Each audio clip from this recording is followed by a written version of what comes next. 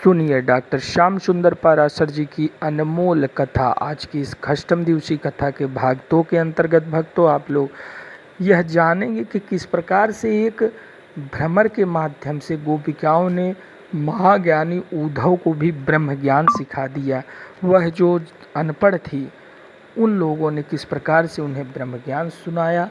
आज की इस पावन कथा में गुरुदेव भगवान के श्री मुखार बिंदु से आप लोग सुनेंगे। भक्तों श्री राधे राधे।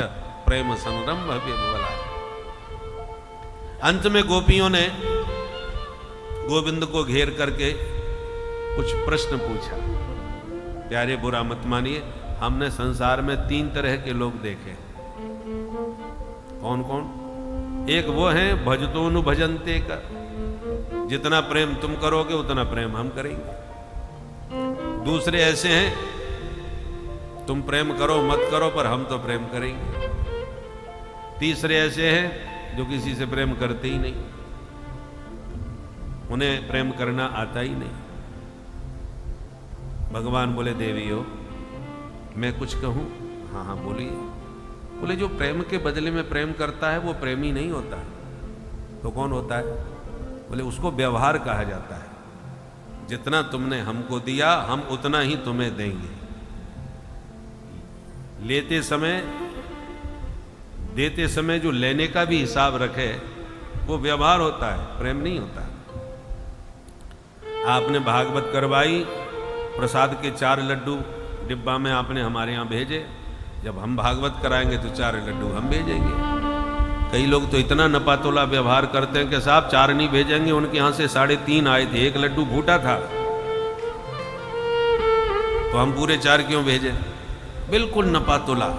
जितना तुम करोगे उतना ही हम करेंगे, ये व्यवहार है। और दूसरा तुमने कहा कि हम तो प्रेम करेंगे, तुम भले ही मत करना। ऐसे प्रेमी तो सिर्फ माता पिता होते हैं।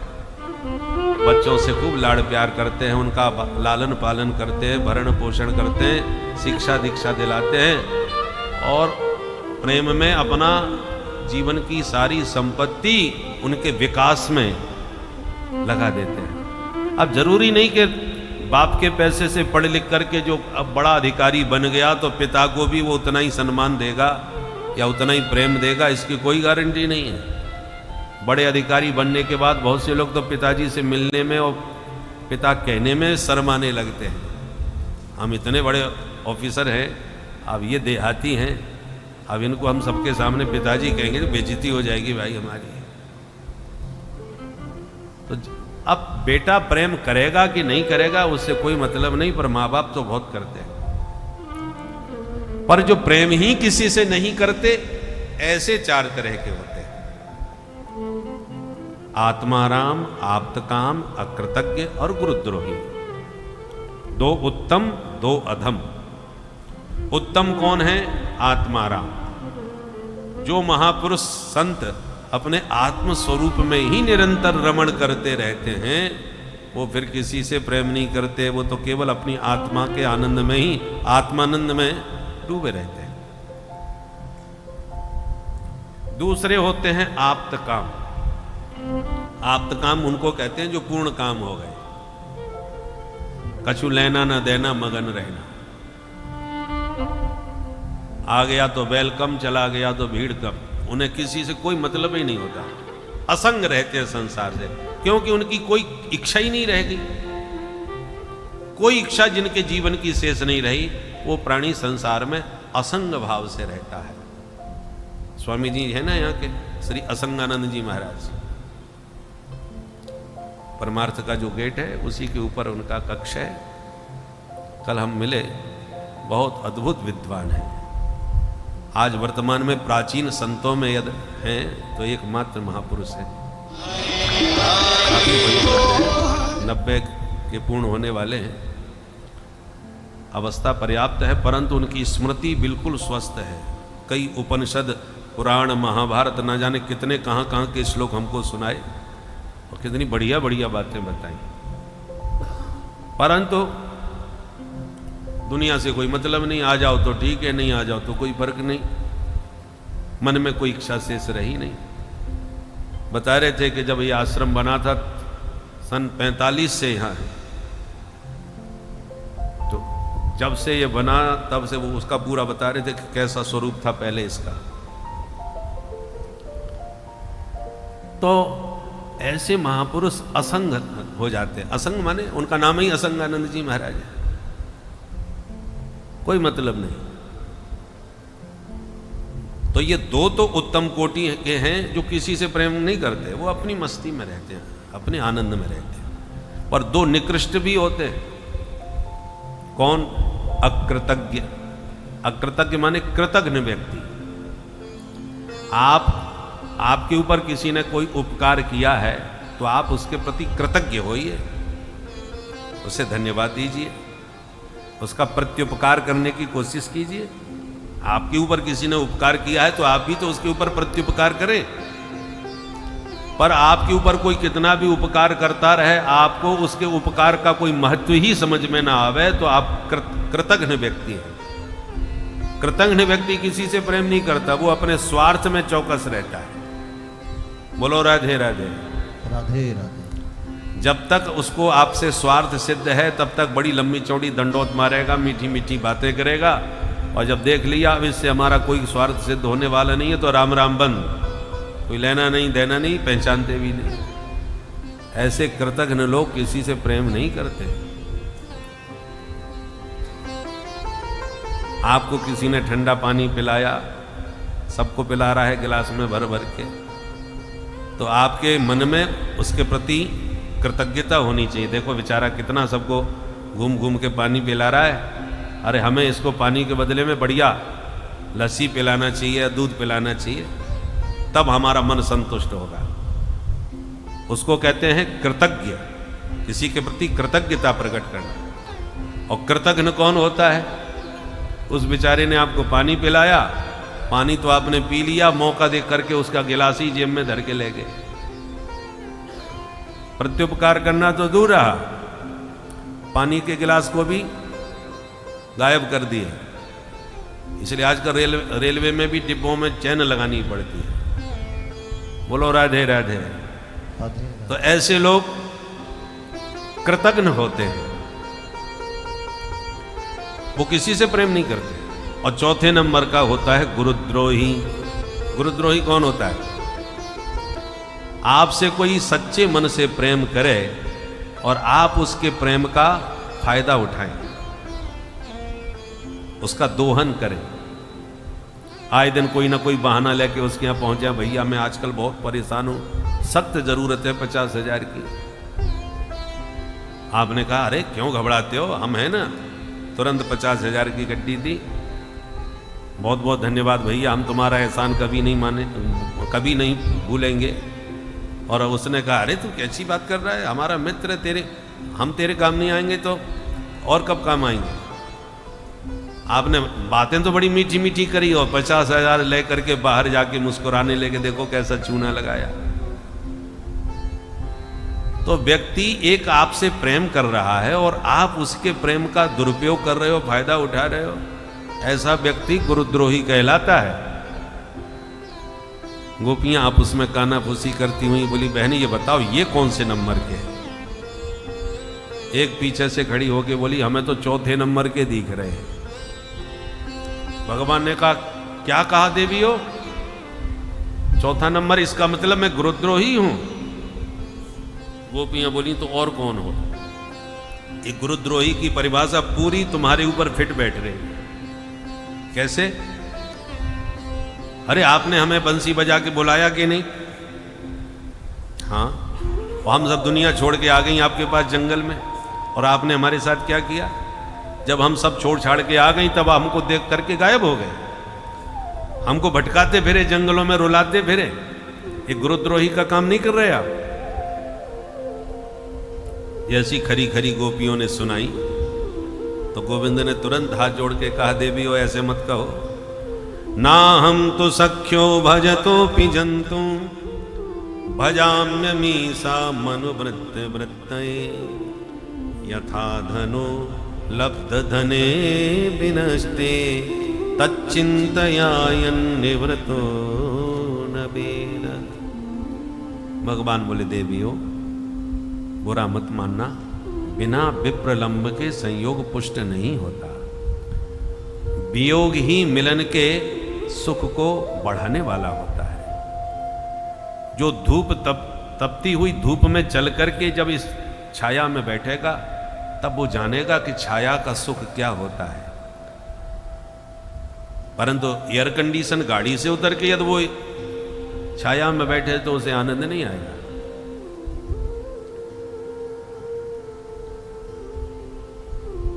हर समय सूर्य उदय होता रहे, प्रकाश बना रहे तो सूर्य की कोई कीमत समझ में नहीं आएगी।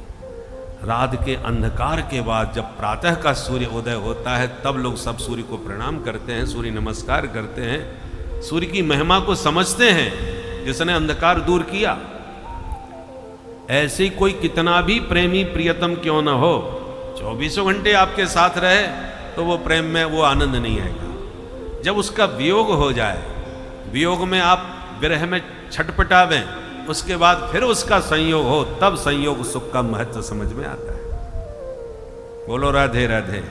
राधे राधे। प्राय देवियां अपने अपने पतियों से एक ही शिकायत करती थी, जब भी बात करती, महाराज इनको हमारे लिए तो समय ही नहीं है, मशीन बने हुए हैं, यहां से वहां से यहां 24 घंटे, रविवार को भी चैन से घर में नहीं बैठते। प्राय देवियों को ये शिकायत थी। और जब कोरोना काल आया तो महीनों के लिए भीतर हो गए, और बाहर जाएं तो पुलिस सेवा करने के लिए तैयार खड़ी है, कोई निकल ही नहीं पाया। जब कई कई महीने हो गए घर में, तब यही देवियां कहने लगा, भाई ऐसे ही पड़े रहोगे कि निकल के कुछ काम धंधा संभालोगे। बोलो राधे राधे। राधे राधे। इसलिए वियोग बहुत जरूरी होता है, और जितना वियोग के बाद मिलन होगा उसका उतना ही अधिक आनंद होगा। नित्य संयोग होने पर संयोग सुख उतना नहीं रह जाता। देवियों, मेरे बंसी बजाने पर तुम आ तो गई, और आते ही हम तुरंत मिल गए, तो मिलन में वो आनंद नहीं आया। और इतना विरह में तड़फने के बाद, छटपटाने के बाद जब पुनः मेरी प्राप्ति हुई है, तो इस मिलन में जो दिव्य रस उद्दीप्त होगा वो रस पहले होने वाला नहीं था।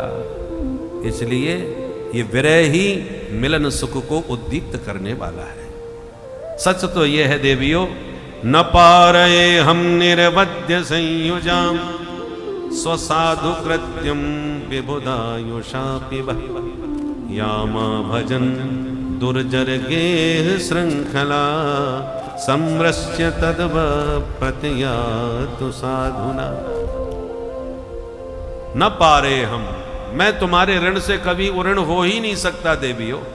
तुमने मेरे प्रेम में जो संसार को तिनके की तरह त्याग करके मुझे स्वीकार किया, ऐसा त्याग साधारण बात नहीं है। बड़े बड़े महात्माओं के लिए भी त्याग घर परिवार का बड़ा कठिन होता है।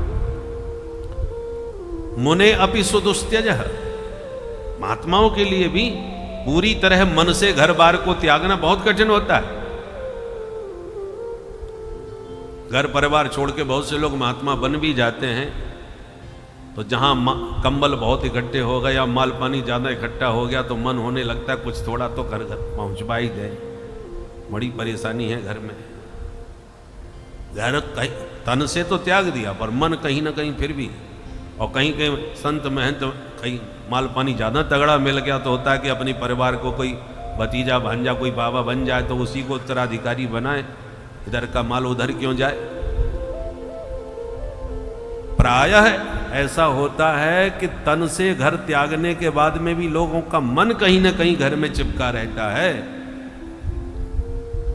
घर से चिपका रहता है, जाति से चिपका रहता है। हम जिस जाति के बाबा हैं तो हम अपनी जाति वालों को ही बड़प्पन देंगे। अरे साधु वो होता है जो सारे विश्व को अपना परिवार मानता है। अपनी जाति में या अपने परिवार में, कुटुंबियों में तनिक भी कहीं ममता चिपकी हुई है तो अभी पूरी तरह से वैराग्य नहीं हुआ है। बहुत से ऐसे उच्च कोटि के महात्मा होते हैं जिनका यही पता नहीं चल पाता ये किस क्षेत्र के हैं, किस परिवार से हैं, कुछ भी पता नहीं। ऐसे भी संत होते हैं। लोहे की जंजीरों से मुक्ति पाना सरल है, जुगाड़ बैठ जाए तो तिहाड़ जेल से भी लोग रफा दफा हो जाते हैं। और सबसे कठिन है घर परिवार की बेड़ियों से मुक्ति पाना। दुर्जर गेह श्रृंखला। इसलिए देवियों, मेरी सामर्थ्य नहीं कि मैं तुम्हारे ऋण से उऋण हो सकूं। तुमने मेरे लिए सर्वस्व त्याग दिया, इसलिए तुम ही अपने साधु स्वभाव से मुझे उऋण कर दो तो मैं उऋण हो सकता हूं, अन्यथा दिव्य देवताओं की आयु पाकर के भी मैं तुम्हारे ऋण से उऋण नहीं हो पाऊंगा। गोपियां गदगद हो गईं गोविंद के ये वचन सुन करके। सारा प्रणय कोप शांत हो गया और तब भगवान ने लीला करी। जितनी गोपियां थीं उतने ही गोविंद प्रकट हो गए और प्रत्येक गोपी के कंठ में गलवैयां डाल के जब ताता थैया करके नाचे तो गोविंद के दोनों हाथ पकड़ के गोपियां नाच रही हैं और प्रत्येक गोपी यही अनुभव कर रही है कि गोविंद सिर्फ मेरे साथ नाच रहे हैं और किसी के साथ नहीं। मैं उनकी कितनी अधिक सन्निकट हूं, मुझे कितना मान देते हैं। देखो मेरे साथ ही नाच रहे हैं जबकि इतनी सखियां मेरे साथ हैं। और जो ताता थैया करके नाचे कन्हैया, सुखदेव जी ने उनके नृत्य का वर्णन किया। पादन्यासे विजुवितित वै सस्मितै भ्रुविलासे भज्जन मध्य चल कुच पटेर कुंडलैर गंडलोलै सुद्यन मुख्य कवर रसना ग्रंथय कृष्णबद्धो गायंतस्तम तटित इवता मेघ चक्रे विरेजु। भगवान ऐसे नाच रहे हैं जैसे शीश महल में कोई नन्हा सा बच्चा घुस जाए और दर्प शीशों में अपने ही प्रतिबिंबों को देख करके ताता थैया करके नाचे के देखो मेरे इतने मित्र मुझे मिल गए। तो जैसे अबोध नन्हा सा बच्चा अपने ही प्रतिबिंबों से आनंदित होता है नाच गा करके, ऐसे भगवान परम पिता परमात्मा अपनी ही आत्माओं के साथ ताता थैया करके थिरक रहे महाराज में। बोल रास में हरि भगवान की जय। जैसे भगवान का महाराज प्रारंभ हुआ कि देवाधिदेव महादेव काशी से दौड़े दौड़े आए और जैसी रास मंडप में भोलेनाथ घुसने लगे तो गोपियों ने रोक दिए, ए बाबा दाढ़ी मूछ वालों का कोई काम नहीं इधर। यहाँ पुरुष केवल कृष्ण है, बाकी सब उनकी सखियां हैं, दूसरा पुरुष प्रवेश नहीं कर सकता भीतर, चलिए यहां से। भोले बाबा ने हाथ जोड़ के बहुत अनुनय विनय करी। देवियों 350 साल के बाद ज्ञान वापी से निकल के बाहर आया हूं आज, कम से कम अब तो हमें रास रस में प्रविष्ट होने दीजिए। पर किसी भी गोपी ने प्रवेश नहीं होने दिया। भोले बाबा समझ गए ऐसे बात नहीं बनेगी, तो दौड़ के गए जमुना जी में नहाए और बड़ी बड़ी जटाओं का जूड़ा बांध लिए और लहंगा फरिया पहनकर चुनरी में मुंह छुपा करके नथ बेंदा चूड़िया बिछिया से सजा करके छैल छबीली गोपी बन करके जैसे ही भोलेनाथ भीतर घुसे तो गोपियां नहीं पहचान पाई।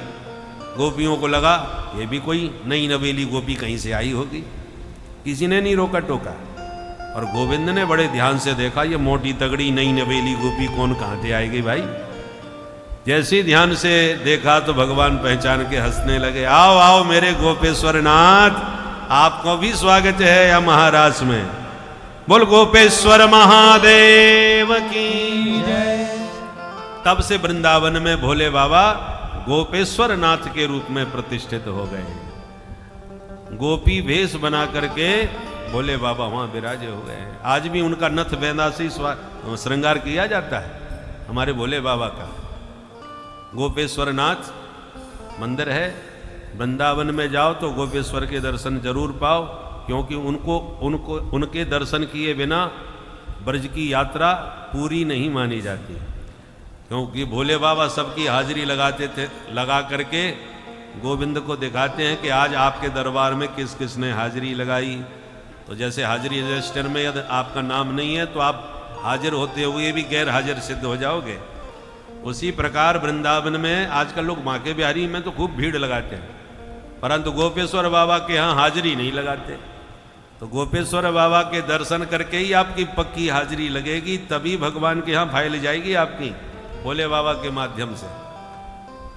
तो जिस महारास में काम को भस्म करने वाले कामारी शंकर स्वयं गोपी बन के थिरक रहे हों, कल्पना कीजिए उस रास में काम का कोई स्थान कदापि नहीं हो सकता। कामारी शिव जहां सखी बन के नाचे वहां काम की दाल कैसे गल सकती है। इसलिए काम क्रीड़ा कदापि नहीं। रासलीला क्या है? काम विजय क्रीड़ा है। काम पर भगवान ने विजय प्राप्त की है। आइए हम भी उस महारास में अपने मन को सम्मिलित करें। अरे राधा नाचे, राधा नाचे, कृष्ण नाचे, नाचे गोपी संग, मन मेरो बन गयो सखीरी पावन वृंदावन। राधा नाचे, कृष्ण नाचे, नाचे गोपी संग, मन मेरो बन गयो सखीरी पावन वृंदावन। मन मेरो बन गयो सखीरी पावन वृंदावन। ओ मन मेरो बन गयो सखीरी पावन वृंदावन। अरे राधा नाचे, कृष्ण नाचे, नाचे गोपी संग, मन मेरो बन गयो सखीरी पावन वृंदावन। राधा नाचे, कृष्ण नाचे, नाचे गोपी संग, मन मेरो बन गयो सखीरी पावन वृंदावन। श्री राधे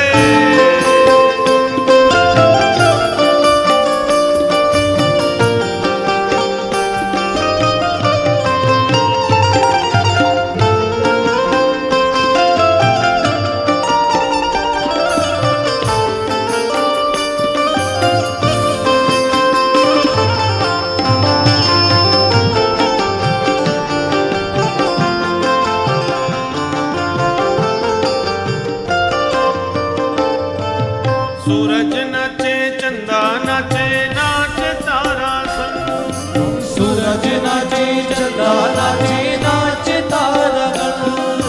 सूरज नाचे, राधे राधे, सूरज नाचे, चंदा नाचे, नाच तारा संग। सूरज नाचे, चंदा नाचे, नाच तारागण। मन मेरो बन गयो सखीरी पावन वृंदावन। ओ मन मेरो बन गयो सखीरी पावन वृंदावन। रास रचो है, रास रचो है, गोपिन के संग कान्हा रास रचो है। रास रचो है, रास रचो है, गोविंद के संग का रास रचो है। रास रचो है, रास रचो है, गोपिन के संग कान्हा रास रचो है। रास रचो है, रास रचो है, गोविंद के संग का रास रचो है।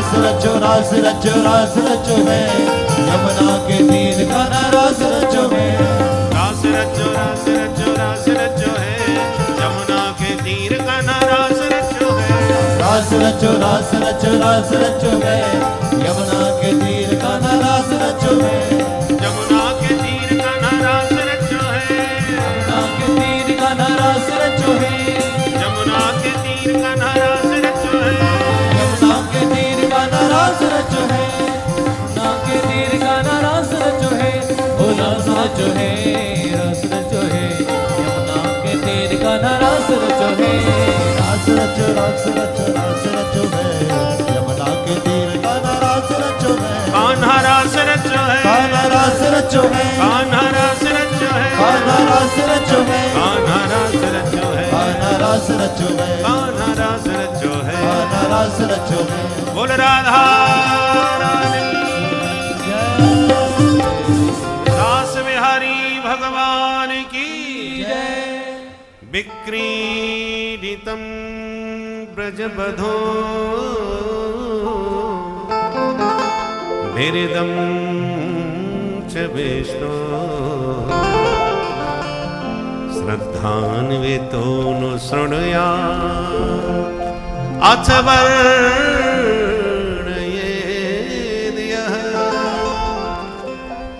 भक्तिं परां भगवती प्रतिलभ्य कामम् हृदरोगमास्वपहनो त्यजिरेण धीर हृदरोगमास्वपहनो त्यजिरेण धीर। यह रासलीला की फलश्रुति सुखदेव जी ने बतलाई। जो भी इस दिव्य महाराज लीला का श्रवण और वर्णन करेंगे उन्हें प्रभु के पाद पद्मों में पराभक्ति की प्राप्ति होगी और उनका हृदय रोग हमेशा हमेशा के लिए दूर हो जाएगा। तो ये रासलीला हृदय रोगों को दूर करने वाली और गोविंद के चरणों में पराभक्ति प्रदान करने वाली लीला है। बोल रास बिहारी भगवान की जय। अब भगवान तो वृंदावन में रास रचा रहे हैं, इनको रचाने दीजिए। और उधर मथुरा में मामा जी पर क्या बीत रही है थोड़ी उस बेचारी की भी सुन लीजिए। एक दिन नारद जी ने कंस को जाके बता दिया कि महाराज जैसे तुम नंद का लाला समझे बैठे हो वो नंद का बेटा नहीं है, तुम्हारी बहन देवकी का 8वां लाल है, वही तुम्हारा काल है। सुनते ही आंखें लाल हो गई कंस की। इसका मतलब वसुदेव ने मेरे को धोखा दिया है, मैं जिंदा नहीं छोड़ूंगा। तलवार निकाली, नारद जी ने हाथ पकड़ लिया। तुम्हारा काल वसुदेव नहीं है, वासुदेव है। मारना है तो उसे मारो और मेरी बात मान लो। यदि वसुदेव को तुमने मार दिया तो कृष्ण समझ जाएगा और भाग जाएगा, फिर तुम्हारी पकड़ में नहीं आएगा। इसलिए तुम पता ही ना चलने दो कि तुम्हें उसका रहस्य पता चल गया। वो तो मैंने बताया है तुम्हें तो पता ही नहीं था। अब किसी भी योजना से तुम कृष्ण बलराम को यहां बुलवाओ, वो अपने मैया बाप से मिलने जरूर आ जाएगा। तुम एक एक करके भेज रहे हो और दोनों भैया मिलके सबको वहां निपटा रहे हैं, ऐसे काम नहीं चलेगा। अब उनको यहां बुलवाओ ताकि तुम सब मिलके उन दोनों को निपटाओ। बोले वाह गुरुदेव क्या जोरदार बात बताई, आज तक हमारी बुद्धि में नहीं आई। अब मैं यही करूंगा, आशीर्वाद दीजिए। नारद जी बोले हमारा आशीर्वाद आपके साथ। और नारद जी तुरंत दौड़ के वृंदावन में आए, भगवान को प्रणाम किए। बोले सरकार आप चैन की बंसी बजा रहे हो वहाँ बैठे बैठे, और इतने धरती पर पापी दुष्ट भरे पड़े हैं, इनको मारने में बहुत समय लगेगा। इसलिए सरकार ये फुटकर काम बंद करो और थोक का काम चालू करो। इक्का दुक्का मारने से कोई काम नहीं चलेगा। आप चले जाइए, मैंने ऐसा बीज बोया है मथुरा में कि कोई ना कोई लेने जरूर आएगा, आपको देखना। तो वहीं चले जाओ और आतंकवादियों का जो अड्डा है वहीं जाकर के सीधा अटैक करो, उसके सुप्रीमो को ही मार दो। ये जितना आतंकवादी हैं सब निपट जाएंगे। भगवान को सारी घटना सुना करके नारद जी वहां से खिसक लिए। इधर कंस ने तुरंत आपातकालीन मीटिंग बुलवाई और और तमाम असुरों को इकट्ठा करके बोला हमारे गुरुजी ने हमारी आंखें खोल दी, नहीं तो हम तो धोखे में थे अभी तक। हमारे बहनोई वसुदेव ने मेरे साथ धोखा दिया, उसको तो मैं बाद में देखूंगा। पहले जो उसका देवकी का जो 8वां बेटा और 7वां बेटा कृष्ण बलराम जो नंद भवन में है, पहले इनको ठिकाने लगाया जाए, बाद में इनको देखूंगा। अब कैसे लगाया जाए वो आप लोग बताएं। तो केसी नाम का एक दैत्य खड़ा होकर बोला महाराज एक मौका मुझे दीजिए, मैं अकेला ही दोनों के लिए पर्याप्त हूं। वो कृष्णचंद्र हैं, हम केसी हैं, वो हिंदी का मैं अंग्रेजी का। कृष्णचंद्र का शॉर्टकट क्या होगा? केसी। तो मैं केसी, वो कृष्णचंद्र। अच्छा ठीक है जाओ। केसी घोड़ा बन के दौड़ा, भगवान जमुना जी के किनारे सखाओं के साथ खेल रहे थे, एकदम घोड़ा बन के मुंह फाड़ करके भगवान को खाने दौड़ा। भगवान ने एक मुक्का उसके मुंह में ही मार दिया, एक मुक्के में ही वहीं ढेर हो गया। और आज भी जमुना तट पर केसी घाट बना हुआ है। बोल केसी मर्दन भगवान की। व्योमासुर आया, उसे भी परलोक पहुंचाया। अरिष्टासुर बैल बन के आया, उसे भी ठिकाने लगाया। कंस ने कहा अब बिल्कुल कोई नहीं जाएगा, मैंने समझ लिया ऐसे भेजने से कोई फायदा नहीं, जो गया सो गया, लौट के ही नहीं आता। पर उसको अब बुलवाया कैसे जाए? तो योजना बनाई, मथुरा का भव्य मेला मैं आयोजित करता हूं और उस मेला को घुमाने के बहाने उन दोनों को बुलवाऊंगा। और लेने कौन जाएगा? बोले उन्हीं के चाचा को भेजूंगा, अक्रूर को, ताकि हम पर कोई शंका भी न करने पाए। बुलाओ। अक्रूर जी को बुलवाया गया, हाथ में हाथ मिला के कंस ने बड़ा स्वागत किया और कहा मित्र मैंने बहुत बड़ा आयोजन किया है भव्य मेला का। आजकल कृष्ण बलराम का मैंने बहुत नाम सुन रखा है, तो आप मेरा रथ लेके जाओ अक्रूर, और दोनों बालकों को लेके आओ, मेला भी घूम जाएंगे। और बड़े वीर बालक हैं तो हम भी उनके दो दो हाथ देख लेंगे, क्योंकि इस मेला में मुख्य आकर्षण होगा मल्लशाला। बड़े बड़े विश्व चैंपियन पहलवान आएंगे, उनकी कुश्ती का मुख्य आकर्षण होगा इस मेला में। तो उन बच्चों की भी कुश्ती देखेंगे, बड़े भारी वीर हैं। अब अक्रूर जी इसका षड्यंत्र समझ गए। बोले महाराज मनोरथ करना अपने हाथ में है, पूरे करना विधाता के हाथ में है। और यूं कह के अक्रूर जी चल दिए, रात्रि घर विश्राम किए, सवेरा होते वृंदावन चल पड़े। और वृंदावन पहुंचते पहुंचते अक्रूर जी को सायंकाल हो गया। इतना समय कैसे लग गया मथुरा से वृंदावन में? बोले भाई रथ में बैठ के तो वृंदावन चले, और मन के रथ पर पहले ही वृंदावन पहुंच गए, कल्पनाओं में खो गए। आज मैं कन्हैया से मिलूंगा, वृंदावन का दर्शन करूंगा। कंस ने बड़ी कृपा करी जो मुझे भेज रहा है। कंसो बताद्याकृतमेत्यनुग्रहम्, कंस की कृपा से ही तो मैं आज कृष्ण का दर्शन करने जा रहा हूं। किम मया चरितम भद्रम किम तप्तम परमं तप किम बाधाप्यर्हते दत्तम यद्रक्ष्यामद्य केशवम्। अद्य अहम केशवम द्रक्ष्यामि, आज मैं सचमुच कृष्ण के दर्शन करूंगा। विश्वास नहीं हो रहा, भावनाओं में इतने बह जाते हैं, डूब जाते हैं कि घोड़े भी खड़े हो जाते हैं और आंख बंद करके अक्रूर जी भी कल्पनाओं में खोए रहते हैं। कई घंटे तक सोचते सोचते जब होश आता है तब घोड़े हाँकते हैं, पता चला घोड़े भी शांत खड़े हैं, जिसके कारण शाम तक पहुंचे वृंदावन। कन्हैया गैया दोने जाते दिखाई दिए, दौड़ करके गोविंद के चरण पकड़ लिए। भगवान ने तुरंत उठा के हृदय से लगा लिए, मेरे चाचा जी आ गए, चाचा जी आ गए। हाथ पकड़ के दोनों भैया भवन के भीतर लाए, उच्च आसन पर बैठा के चरण धुलाए, भोजन करवाए, अतिथि भवन में लाके सुलाए। दोनों भैयाओं ने चरण दबाए, माधव मुस्कुराए, चाचा जी अचानक कैसे आए? अक्रूर जी हाथ जोड़ के बोले प्रभु आप सब समझते हैं, फिर भी मेरे से अनजान बन के पूछते हैं तो सुनाई देता हूं। और कंस का कुचक्र संकेत में समझा दिया। भगवान हंसने लगे, वाह मामा जी ने याद किया है, मामा जी बुलाएं और भांजे न जाएं।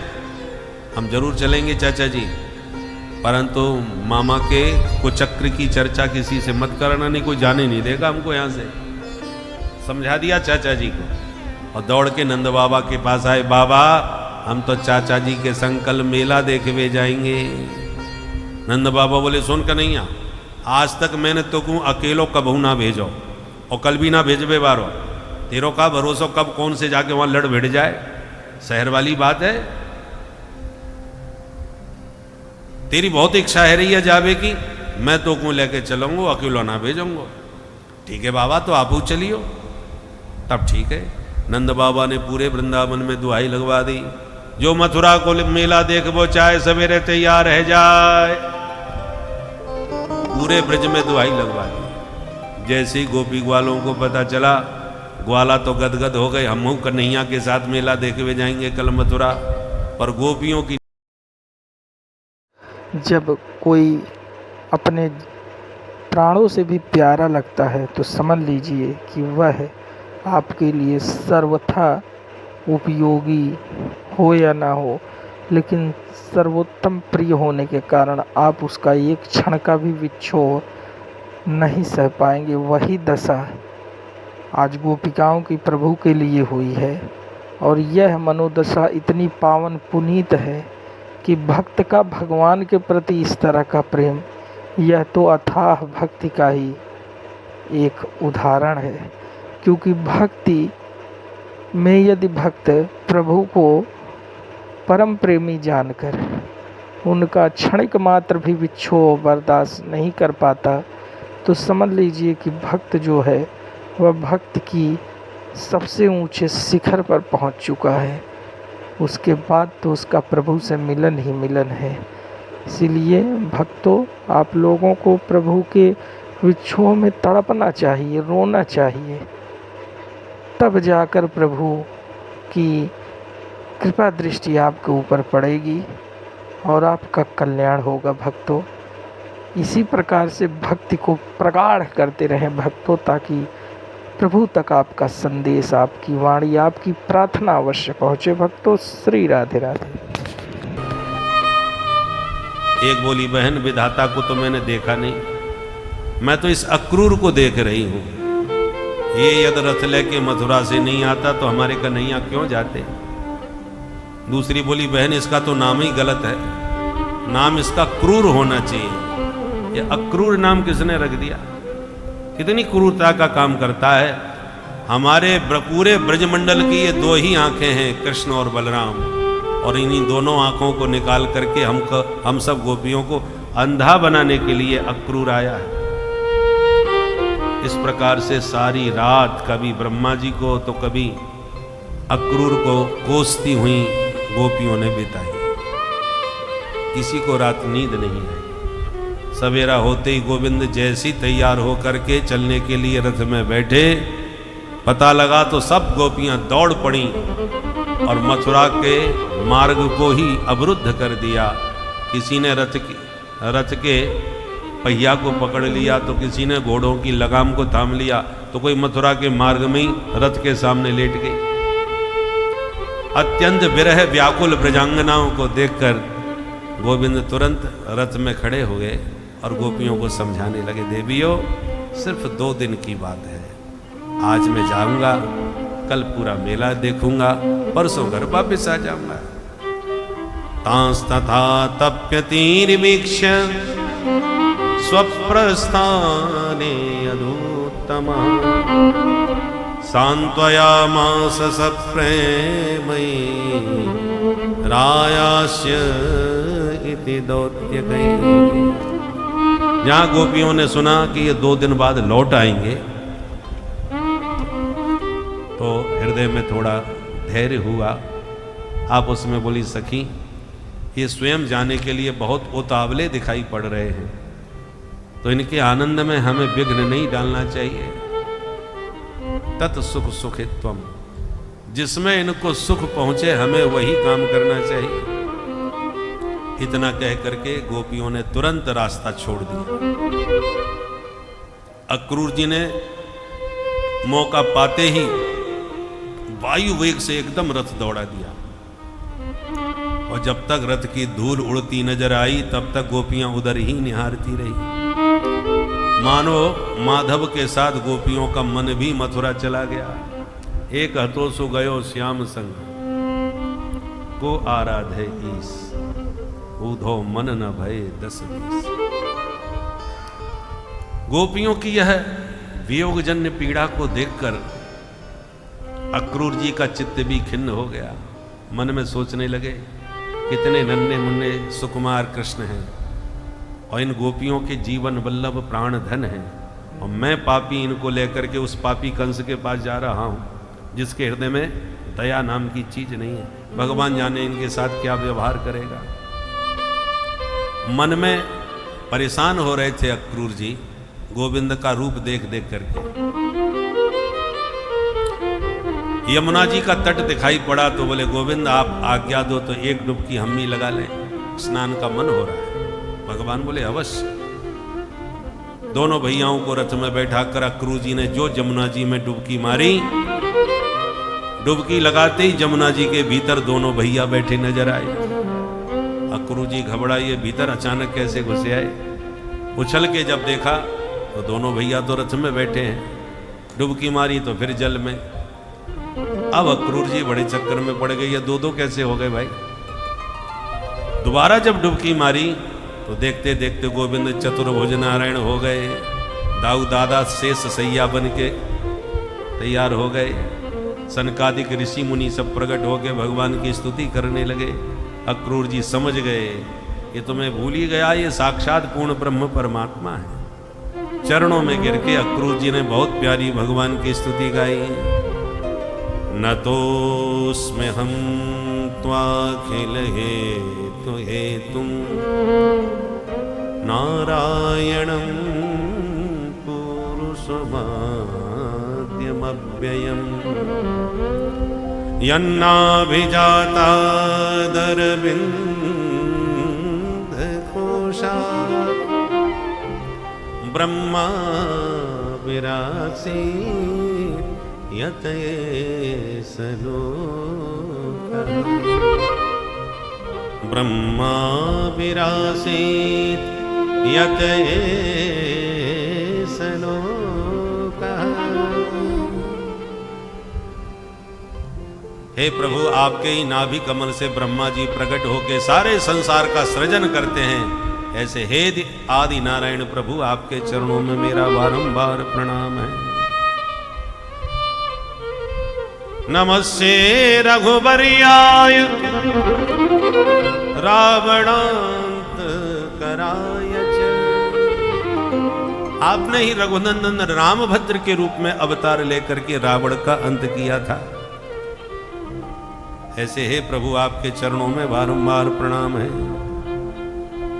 नमस्ते वासुदेवाय नमः संकर्षणाय च प्रद्युम्नाय अनिरुद्धाय सात्वतां पतये नमः। सात्वतां पतये नमः। पूरे एक अध्याय में स्तुति गाई है 30 श्लोकों में। स्तुति प्रणाम करके जब रथ में आए तो माधव मुस्कुराए, चाचा जी बड़ी देर लगाए, हाथ जोड़ के बोले सरकार देर तो आपने लगवाई है, पर मैं जान गया कि आप कौन हैं। अब मेरा एक निवेदन सुन लो सरकार, आपको मेरे घर आना पड़ेगा। भगवान बोले अवश्य चलूंगा, पर पहले मामा जी से मिलूंगा, उसके बाद। ठीक है प्रभु। और बातों बातों में अब रथ पहुंच गया मथुरा। अभी एक प्रहर दिन बाकी था। जैसे ही रथ ने प्रवेश किया शहर में हल्ला मच गया। ए भैया वो पूतना को मारवे वारो छोरा आ गयो, ए भैया वो गोवर्धन उठावे वारो गिरधारी आ गयो। पूरे मथुरा में हल्ला मच गया भगवान के आगमन की सूचना पा करके। सब नर नारी यत्र तत्र दौड़ पड़े कि भैया मुंह तो देखे वो कौन सो छोरा है, जाने 7 वर्ष की उम्र में 7 को उसको गोवर्धन उठायो। जिस गली से गोविंद निकल पड़े उसी गली में फूलन की बरसात होने लगे। जो देवी कभी घर से बाहर नहीं निकलती थी वो आज गली में भागती फिर रही हैं। सखी वो नंद को चोरा निकल गयो का। दूसरी कहते बाबरी अभी तक तुम क्या कर रही थी, अब हाल ही निकल के गए, जल्दी भाग। और जिनकी सास अपनी बहू को सांस भी नहीं लेने देती घर से बाहर जाने की तो बात ही छोड़ दो, वो बेचारी अट्टालिकाओं से झरोकों से झांक झांक करके एक झलक देखने के लिए तरस रही है। ऊपर छत पर खड़ी किसी सखी को यदि गोविंद की एक झलक दिख जाती है गली में जाते होगे तो जोर से चिल्लाती है, सखी देख वो गयो सामरो सलोनो कृष्ण कन्हैया, यही ने तो गोवर्धन उठायो। दूसरी कहती है बहन देखबे में तो 900 छोरा लगे, इतना बड़ो गोवर्धन कैसे उठायो हो याने। और जिधर से आवाज अपने बारे में सुनते हैं भगवान उधर ही ताकने लग जाते हैं तिरछी निगाह से। और जिसको एक बार तिरछी निगाह से निहार लेते हैं वो बिल्कुल बाबरी हो जाती है। सखियां आपस में कहती हैं सखी देख देख मेरी तरफ कैसे देख रहे हैं। दूसरी कहती है छोड़ तुझे तो देख ही रहे हैं, मुझको देख के तो मुस्कुरा भी रहे हैं। और राम जी में श्याम जी में इतना ही तो अंतर है। मिथिला में जब राम जी गए तो राम जी को देख के भी हालत यही हुई थी, परंतु राम जी ने कभी किसी को निगाह उठा के निहारा ही नहीं। और ये टेढ़ी टांग वाले बड़े खतरनाक हैं, सबके चित्त को चुराए चले जा रहे हैं। सुंदरियां सुमन वृष्टि से स्वागत कर रही ऊपर से। ब्रजवासी कह रहे लाला तेरे ऊपर बड़े फूल बरस रहे, का चक्कर है, हम आए तेरे संग में, यहाँ तेरी कछु रिश्तेदारी है का? नहीं यहाँ बोले तुम्हें खबर ना है, यहाँ के महाराज जो कंस है ना, जो राजा हैं यहाँ के, वो खास मामा जी लगे मेरे, तो अपने भांजे को स्वागत ना करवाएंगे? ब्रजवासी बोले दारी के ये बात है, तो ये बात तू पहले ना बता पायो, पहले से बताई होती तो बढ़िया वाली बगलबंदी पहन के हम राजकुमार बन के आते, तेरे मामा मिलते तो वो भी कहते हाँ कोई भांजे कहीं से आए। अब इन पुराने कपड़न में तो भिखारी जैसे दिखेंगे, हम ना जाएंगे तेरे संग, तू जाकर मिला अपने मामा से। भगवान बोले नाराज काय को है रहे हो, मामा जी राजा हैं, कोई कमी ना पड़ेगी, तुम्हें जो चाहिए मुझे बताओ, सब व्यवस्था है जाएगी। ब्रजवासी बोले तो सबसे पहले हमारी पोशाक की व्यवस्था कर, कपड़े हमारे चमाचम होने चाहिए तभी मिलेंगे तेरे मामा ते। भगवान बोले हो जाएगी व्यवस्था। 4 कदम आगे बढ़े के सामने से कंस का धोबी आता मिला। कंस का धोबी था, बड़ा अकड़ के चला आ रहा था, छाती तान के। अधिकारी से ज्यादा उसके चपरासी में गर्मी होती है महाराज, बड़ी अकड़ के आ रहा था। भगवान तो दूर से ही पहचान गए, निकट जाके बोले मामा जी राम राम। धोबी नीचे से ऊपर तक घूरने लगा, ये भांजा कौन आ गया मेरा? बोला क्यों भाई कौन है तू? जानना पहचान, मैं तेरा मेहमान, जबरदस्ती मेरे को मामू बना रहा, मैं तेरा मामा कैसे लगा भाई? कन्हैया बोले यहाँ के महाराज कंस है ना, वो मेरे खास मामा जी लगे, तो मामा के गांव में सबरे मामा, या नाते आप है गए हमारे मामा। धोबी बोला अच्छा तो तेरो ही नाम कृष्ण है, मैंने बहुत नाम सुन रखा है तेरो, जा अपने मामा ते मिल, स्वागत की तैयारी किए बैठे हैं वो। भगवान बोले हम मामा जी तो मिले हुए जा ही रहे हैं, पर जल्दी जल्दी में बढ़िया कपड़ा नहीं पहन पाए, और मामा जी तुम्हारी पोटली में बहुत जोरदार कपड़ा दिख रहे, 2-4 जोड़ी हमें से हमें निकाल दो, बढ़िया पहन करके फिर बढ़िया ढंग से मिलेंगे मामा जी से। इतना सुनते ही आग बबूला हो गया धोबी। ईदृशा नैव वासांसी नित्यम गिरी बने चरा। ये महाराज भोजगेंद्र महाराज के, भोजराज श्री कृष्ण के, श्री कंस महाराज के कपड़े हैं, और तू कल का गंवार ग्वारिया गैया चराने वाला महाराज के राजसी वस्त्र तू पहनेगा? तेरी इतनी हिम्मत? ऐसे अपशब्दों का प्रयोग किया तो भगवान ने घुमा करके कान के नीचे एक थप्पड़ मारा, तो रजकस्य कराग्रेण सिरह कायाद पातयत। गोविंद के एक थप्पड़ में ही उसकी गर्दन कट के दूर गिरी। बोल नंद के लाला की जय। आसपास के धोबियों ने यह दृश्य देखा तो हक्के बक्के भौचक्के रह गए। आप उसमें बोले भाई या चोरा के हाथ में ही तलवार फिट है, एक थप्पड़ मारा और गर्दन वो गिरी, जल्दी भागो यहां से। पोटली पटक के सब भाग गए। भगवान बोले ब्रजवासियों छांटो बीनो अपने मन मर्जी के कपड़ा, फिर मत बोलियो मामा जी की हम पोशाक ना मिली, जाकू जो पसंद आवे पहनो प्रेम ते। खोल खोल के पोटली निकाल के कपड़े पहनने लगे ब्रजवासी, जाकू जो समझ में आया उसको पहन लियो। किंतु कहाँ महाराज कंस के लंबे चौड़े राजसी वस्त्र और कहाँ छोटे छोटे ग्वाला। कपड़े तो पहन लिए पर पहन के जब चलवे लगे तो पूरी सड़क साफ होवे लगी। ब्रजवासी बोले कन्हैया यहाँ में तो और बुरे भिखारी लग रहे, देख तो कपड़े कहाँ तक लटक रहे। भगवान बोले परेशान मत हो, ज्यादा ढीले हैं तो नेक ऊपर उठा के चलो, आगे व्यवस्था कर लेंगे। बेचारे कपड़े पकड़े चले जा रहे हैं, ऐसे लग रहे हैं जैसे हैंगर से लटकाई दिए हो। दूर खड़े दर्जी ने देखा तो दौड़ता हुआ आया, सरकार आपकी आज्ञा मिले तो ये कपड़े मैं ठीक कर दूं। भगवान बोले तेरो राम भलो करे, जल्दी कर। दर्जी ने तुरंत सबका नाप लेके फटाफट सिल करके व्यवस्थित करके पहना दिए।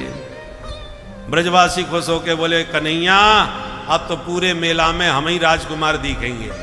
आनंद आ गया भैया, ये पोशाक तो बड़ी जोरदार मिल गई, अब फिट बैठ गई। अब तो भगवान दर्जी से बोले तेने हमारी ब्रजवासी प्रसन्न कर दिए भाई, बोल तो को का इनाम चाहिए मांग। दर्जी ने मन ही मन सोचा धोबी को जो इनाम मिली वो तो हमने देख ली, हमें भगवान जाने कहा इनाम मिलेगी। हाथ जोड़ के बोला सरकार आप खुश हो गए, मोह सब कछू मिल गए, और मोह कछू ना चाहिए आपके। भगवान खुश होकर के आशीर्वाद दिए, जाओ हमारा आशीर्वाद है, खूब फलोगे भूलोगे।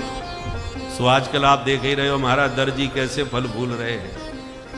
जितने को कपड़ा वह से ज्यादा महंगी सिलाई, दर्जी हो गए माला माल।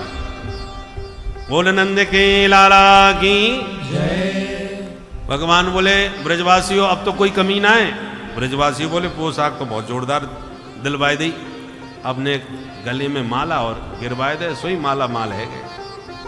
अच्छा ब्रजवासी माला के बड़े शौकीन हो। तो भगवान सुदामा नाम के माली के घर लेके पहुंचे। ततः सुदामनो भवनम मालाकारस्य जगमतु। ये माली नाम था इसका सुदामा, और भगवान का अनन्य भक्त। भागवत में 3 सुदामा हैं और तीनों ही परम भक्त, एक वृंदावन में, एक मथुरा में, एक द्वारका में। तो वृंदावन में जो कन्हैया के साथ खेलते हैं वो सखा है श्री दामा, उनको भी सुदामा बोलते हैं। और मथुरा में है माली सुदामा, और द्वारका में सुदामा भगत जिनकी कल कथा आप सुनेंगे। ब्रजवासी बोले लाला आनंद आ गया, मोटी मोटी माला सारे ब्रजवासियों सहित माली ने भगवान को पहनाई। भगवान ने उसे पराभक्ति का आशीर्वाद दिया और आगे प्रस्थान किया। ब्रजवासियों अब तो कोई कमी ना है। ब्रजवासी बोले पोशाक भी जोरदार, माला भी जोरदार, बस थोड़ी सी कमी और है। कहा बोले माथे पे नक थापक धुआ चंदन और पुतवाए दे, सोई चकाचक आनंद आ गया। ठीक है भाई। 4 कदम और बढ़े तो 3 जगह से टेढ़ी मेढ़ी कुबड़ी चंदन लिए जा रही। दूर से ही भगवान ने देखकर आवाज लगाई, अरे सुंदरी जी। कुबजा सुन करके चकराई कि मोते सुंदरी कहवे वारो कौन आ गयो भाई। घर से निकलते ही तो सब कुबड़ी कुबड़ी कह के बुलाते हैं। मुड़ के माधव को देखा तो ठुमकती ठुमकती चली आई, महाराज आपने आवाज लगाई। भगवान बोले हाँ सुंदरी हम नहीं बुलाई, आपको परिचय कहा है। कुब्जा ने बड़े प्यार से परिचय दिया, दास्यास्मे हम सुंदर कंस सम्मता त्रिवक्त्रनामाह्यनुलेप कर्मणि मदभावितं भोजपतेरति प्रियं विना युवां कौन्यतमस्तदर्हति। बिना युवां कौन्यतमस्तदर्हति। महाराज मैं सैरंद्री हूं, कंस की दासी हूं, और मेरे हाथ का चंदन इतना प्रसिद्ध है मथुरा में कि महाराज कंस मेरे हाथ का ही चंदन स्वीकार करते हैं। मैं दरबार में उन्हीं को चंदन देने जा रही हूं महाराज। भगवान बोले सुंदरी वो हमारे खास मामा जी लगे, तो मामा जी है तो आप लगाती रहो, आज ने कि ये चंदन हमें ही लगाई दो। कुब्जा बोली आपने तो मन की बात कह दी सरकार, मेरा सौभाग्य होगा यदि आप मेरा चंदन स्वीकार कर लें, मैं अपने हाथ से लगा दूं। भगवान बोले जरूर लगाओ। कुब्जा बेचारी 3 जगह से टेढ़ी थी, कुबड़ी, जैसे तैसे हाथ ऊपर करके उसने भगवान के माथे पर चंदन लेपन किया। ब्रजवासी बोले हाँ देवी जी ने कितमाऊं भी। तो कुब्जा ने सारा चंदन ब्रजवासियों के माथे पर लेप दिया, पूरा कटोरा खाली कर दिया। ब्रजवासी बोले कन्हैया भैया आनंद आ गए, आके चंदन में बड़ी खुशबू है भाई, यहाँ ने तो माथो ठंडो कर दियो हमारो। एक ब्रजवासी कन्हैया के कान में धीरे से बोलो चौरे लाला फ्री के चंदन घिस मेरे नंदन। वाह बेचारी ने इतनी मेहनत से चंदन घिसो और तेने 2 मिनट में सवरो पोत लियो, लेवो देवो कचू ना है। भगवान बोले नहीं नहीं हम जरूर देंगे कचू ना कचू, तो दे कचू। कन्हैया तुरंत कुब्जा के पास आए, अपने श्री चरण के अंगूठे से कुब्जा के पैर का अंगूठा दबा लिया और एक हाथ उसकी ठोड़ी के नीचे लगा लिया, दूसरा हाथ उसकी कमर में डाल लिया। दाऊ जी ने तो शर्म के मारे मुंह घुमा लिया।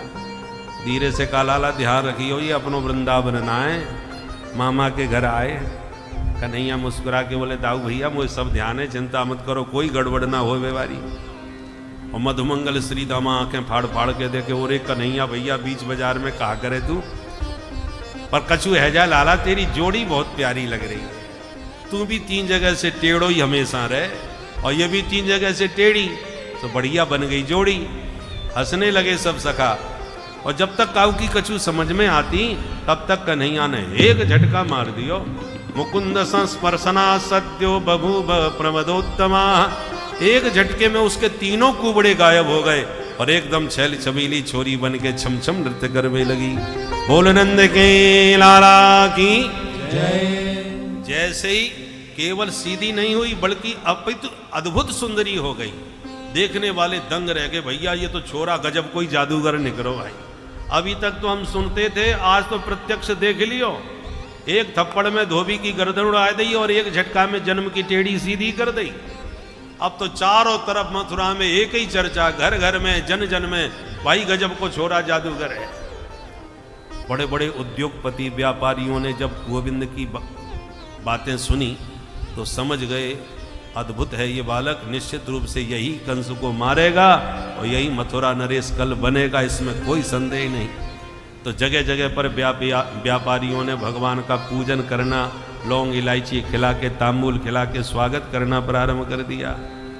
व्यापारियों का यही धर्म होता है, जिसके लक्षण सत्ता में जाते नजर आवे उसी से राम राम करके दोस्ती कर लेना चाहिए, कोई रिश्तेदारी बना लेना चाहिए। तो जगह जगह बणिक पथ पर व्यापारियों ने बड़ा जोरदार स्वागत किया भगवान का। भगवान पहुंच गए कंस के विशाल सभागार में। सभा का निरीक्षण कर रहे थे भगवान, तैयारी चल रही थी उत्सव की। अचानक गोविंद की दृष्टि एक विशाल धनुष पर पड़ी। बोले दाऊ भैया आप आज्ञा दो तो धनुष उठाऊं। बोले लाला अपने मामा को धनुष है, प्रेम से उठाओ।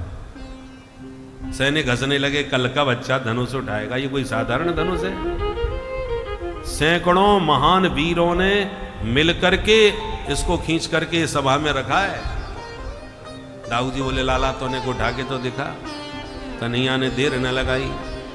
करेण वामेन सलील मुद्रितम सज्जम च कृत्वा निमिषेण पश्यताम। एक निमिष में वाम करकंज से धनुष उठा के भगवान ने जो प्रत्यंचा चढ़ाई, धड़ाम भयंकर शब्द हुआ। धनुष के 2 टुकड़े हो गए, धरती हिल गई, दिशाएं गूंज गई, भयंकर आवाज। कंस कांप गया, ये आवाज कैसी आई?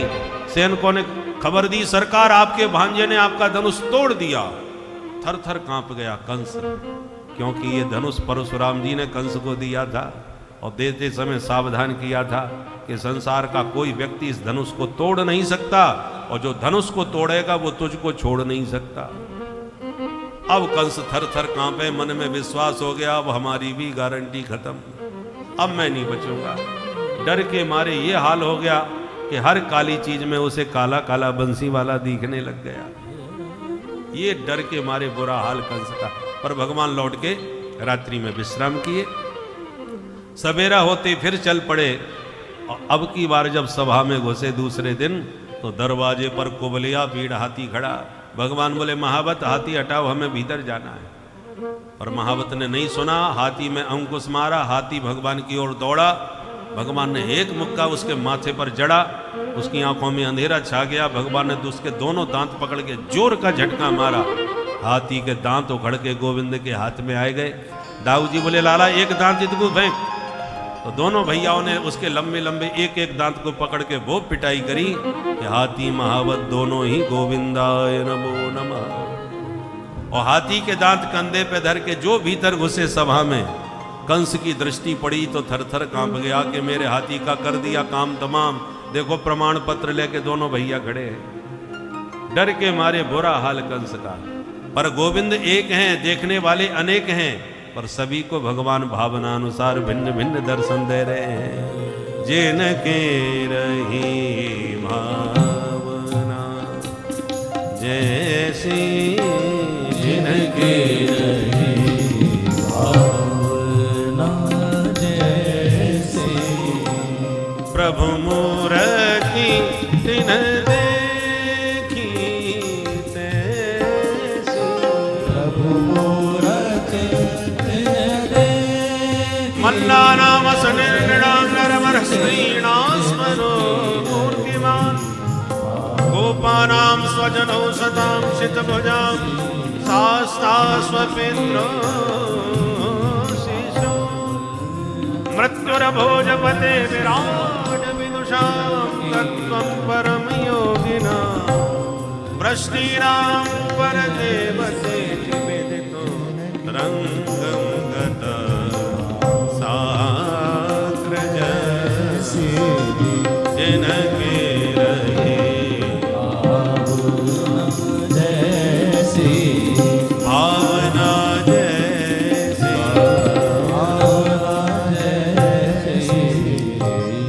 पहलवानों को वज्र के समान भगवान कठोर दिखाई पड़ रहे हैं, स्त्रियों को कामदेव के समान सुकुमार दिखाई पड़ रहे हैं, कंस को यमराज के रूप में दिख रहे हैं, योगिंद्र मुनिंद्र संतों को परम तत्व के रूप में भगवान का दर्शन हो रहा है। चाणूर ने खड़े होकर भगवान को चुनौती दी, बहुत नाम सुना है तेरा, हरे कृष्ण आ मैदान में हो जाए दो दो हाथ।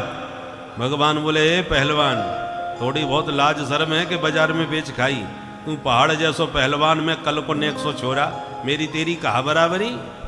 बाला भयम तुल्य बलई क्रीडा श्यामो यथोचितम। हम बच्चों को लड़ना चाहिए, तो उसे कौन लड़ेगा। चाणूर बोला बातें मत बना, इतने बड़े हाथी को मार के दांत उखाड़ के ले आया, फिर भी अपने को बच्चा कह रहा है तू। ब्रजवासी दौड़ के बोले कन्हैया डर पियो मत, हम काय को आए तेरे संग में, अपने आप को अकेलो मत समझ, दिखा दे पूतना बारे हाथ। भगवान बोले ये बात, तो फिर आजा मैदान में।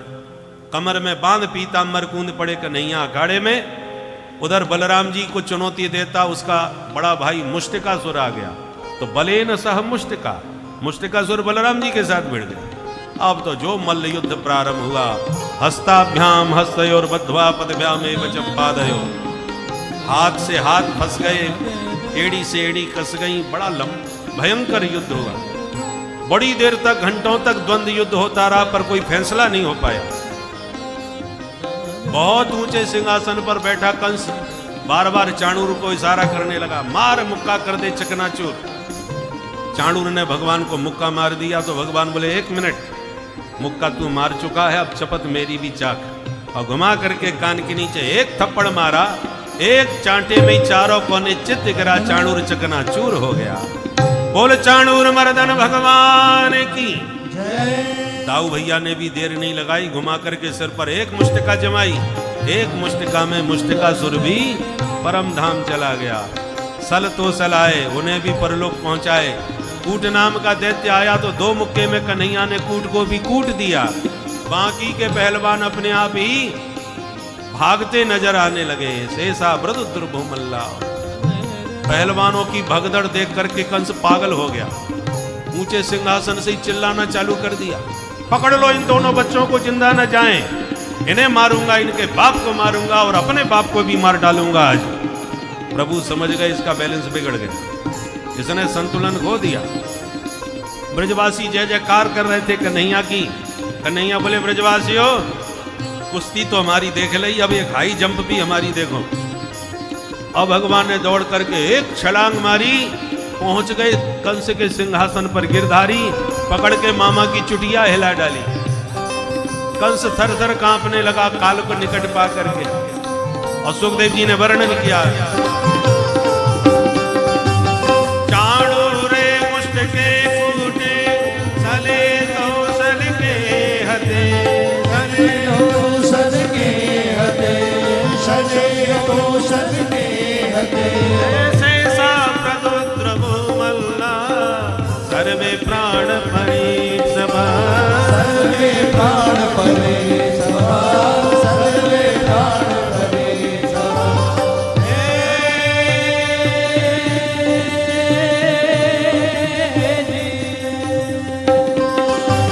प्रगृह्य कैसे सुचल किरीटम विपाट्य रंगो परितुंग मंचा, परितुंग मंचा, परितुंग मंचा। परिष्ठा स्वयमब्जनाभ अपाट विश्वास आत्मतंत्र, पपाट विश्वास आत्मतंत्र, पपाट विश्वास आत्मतंत्र। एक धक्का लगाया, चक्कर खा के कंस नीचे गिरा। विश्व का भार लेके गोविंद उसकी छाती पर कूद पड़े। कंस के प्राण गोविंदाय नमो नमः। बोल कंस मर्दन भगवान की जय। चारों ओर गोविंद की जय जयकार होने लगी। सब समाज ने, सभा ने भगवान कृष्ण को जगत गुरु कृष्ण के रूप में स्वीकार कर लिया। वसुदेव सुतं देवं कंस चाणूर मर्दनम, देवकी परमानंदम, श्री कृष्णं वंदे जगद्गुरु। चारों ओर जगत गुरु श्री कृष्ण की जय जयकार गुंजायमान होने लगा। भगवान ने तत्काल बंदी गृह में जाके अपने नाना उग्रसेन तथा माता पिता देवकी वसुदेव सबको बंधनों से मुक्ति दिलाई और मथुरा के राजा के रूप में महाराज उग्रसेन को घोषित कर दिया। जैसे ही व्यापारियों को पता चला कि धर्मनिरपेक्ष सत्ता गई रसातल में, अब तो धर्मानुशासित सत्ता श्री उग्रसेन महाराज की स्थापित हो चुकी है मथुरा में, तो सब लौट के वापिस अपने अपने। कंस वध उपरांत जितने भी धर्मात्मक लोग थे वह सब जो कि मथुरा त्याग कर चले गए थे, पुनः वापस अपने अपने घर को लौट आए। दुष्ट का संग न मिले इसके लिए वह लोग यहाँ से छोड़कर गए थे, किंतु जब फिर से धर्म की स्थापना हुई तो वे ही सभी लोग यहाँ वापस लौटे और फिर से प्रेम से सुखी पूर्वक रहने लगे।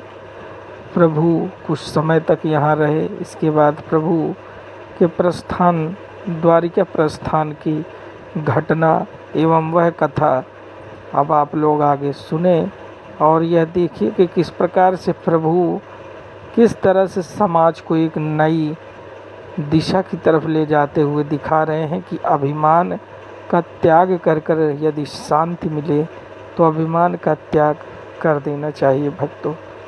इसी अहंकार अभिमान को प्रभु ने कितने सरल ढंग से प्रस्तुत किया। ध्यान से आप लोग आगे की कथा सुनते रहें भक्तों। श्री राधे राधे। समुद्र में डूब के समाप्त हो गया था। गुरु दक्षिणा में गुरु माता ने उसी पुत्र को मांगा तो भगवान यमराज के घर गए और यमराज को आदेश दिया कि हमारी गुरु जी का बेटा वापस ला के दो।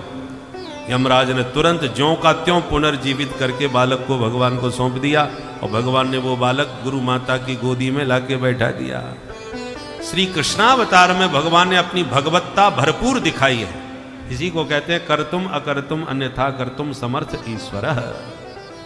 नहीं तो मरा हुआ बेटा कोई जिंदा करता है, वो भी वर्षों पहले, पर वर्षों के बाद भगवान ने वह बालक ज्यों का त्यों लाके गुरु माता को भेंट किया और गुरुदेव और गुरु माता से आशीर्वाद लेके भगवान मथुरा वापिस आए। ब्रजवासियों की जब बहुत याद सताने लगी तो एक दिन उद्धव जी से बोले, मित्र जाके देखो तो सही मेरे ब्रजवासी मेरे बिना कैसे रह रहे हैं। उद्धव जी आए, भगवान का पीताम्बर ओढ़ करके आए, परंतु जब नंद बाबा के नंद भवन में प्रवेश किया। नंद बाबा ने कृष्ण समझ करके भाग करके उद्धव जी को गले लगाया। बाबा नंद के प्रेम भरे हृदय से लग करके उद्धव जी को परमानंद की प्राप्ति हो गई। क्या समझाने आए हैं, किसको समझाने आए हैं, सब भूल ही गए। रात भर जो नंद बाबा से सत्संग चला, गोविंद की दिव्य बाल लीलाओं को जब नंद बाबा ने अपने श्री मुख से सुनाया, उद्धव जी सुन सुन के प्रेम विभोर हो गए। जीवन में पहली बार उद्धव जैसे ज्ञानी को किसी प्रेमी का संपर्क प्राप्त हुआ। उद्धव जी साक्षात देवगुरु बृहस्पति के कृपा पात्र शिष्य हैं, महान विद्वान हैं। पर वृंदावन में प्रेमियों की नगरी में पहुंच करके उनके ज्ञान की पोटरी खुल गई, उपदेश देना भूल गए। प्रातः जब गोपियों ने उद्धव जी के रथ को देखा तो उन्होंने समझा फिर कोई अक्रूर आ गया, तो रथ के बारे में सोच रही थी इस रथ में आया कौन है। तब तक उद्धव जी दिखाई पड़ गए और उद्धव जी को घेर के हजारों प्रश्न गोपियों ने कर डाले। गोपियों के प्रेम को देख करके किंग कर्तव्य विमूढ़ कुछ भी उत्तर देने में उद्धव जी समझ नहीं पा रहे कि क्या समझाऊं, क्या उत्तर दूं इनको। इतने में एक भौरा गुनगुनाता हुआ किशोरी जी के चरणों में जा बैठा, तो गोपियों को लगा ये भौरा भी कोई संदेश लेके आ गया और भौरे से ही बातें करने लगी। इसी का नाम भ्रमर गीत। गोपियां भौरे से पूछती हैं, मधुप के तब बंधो सपज्ञा, मधुप के तब बंधो सपज्ञा, कोच विलुलित माला कुंकुम शोभिना, कुछ विलुलित माला कुंकुम शोभिना, बहत मधुपति स्तन माननीना प्रसाद, बहुत मधुपति स्तन माननीना प्रसादम, यदु सदसि विडम्ब्यं यस्य दूतस्त्वमेकः, यदु सदसि विडम्ब्यं यस्य दूतस्त्वमेकः, मधुप के तब बंधो, मधुप के तब बंधो, मधुप के तब बंधो। अरे भोरे, तू उसी कपटी का भेजा हुआ है, तेरे सारे लक्षण उससे मिलते हैं। तू भी नील वर्ण का है, वो भी नील